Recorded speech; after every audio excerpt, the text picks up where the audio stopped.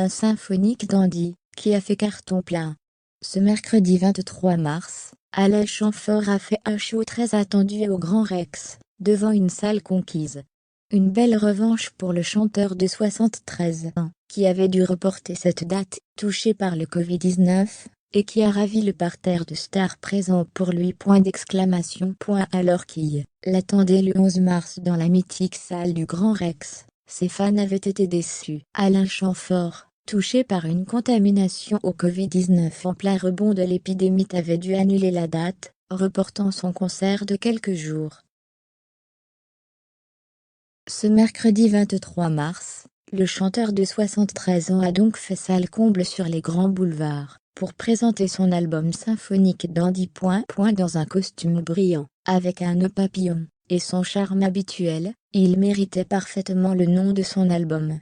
Véritable dandy, accompagné d'un orchestre complet, il a chanté toutes les chansons de son nouvel album, qui sont en réalité des réarrangements symphoniques de ses plus grands tubes.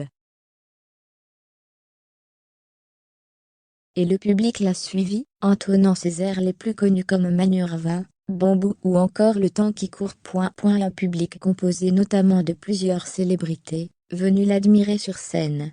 Certains de ses collègues avaient par exemple fait le déplacement comme Pascal Obispo. Les deux chanteurs se connaissent très bien. Ils avaient partagé la scène de Taratata, il y a quelques mois pour une reprise de musique de France Gall. L'interprète de Tombé pourrait la retrouver dans le public son amie Natacha Saint-Pierre, avec qui il a beaucoup collaboré par le passé. Les deux artistes avaient notamment chanté ensemble Tu trouveras, ou encore leur mythique duo Mourir demain, et sont restés très proches. Autre chanteuse, mais des années 80 et 90, Liane Folly avait également décidé d'aller voir Alain Chamfort en concert et n'a pas manqué de faire une petite photo avec lui en coulisses.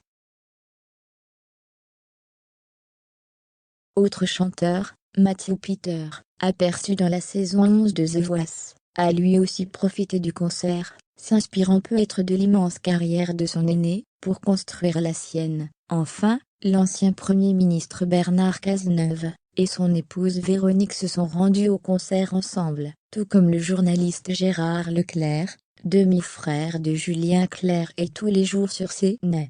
Celui-ci était aussi venu en couple, avec sa femme Julie.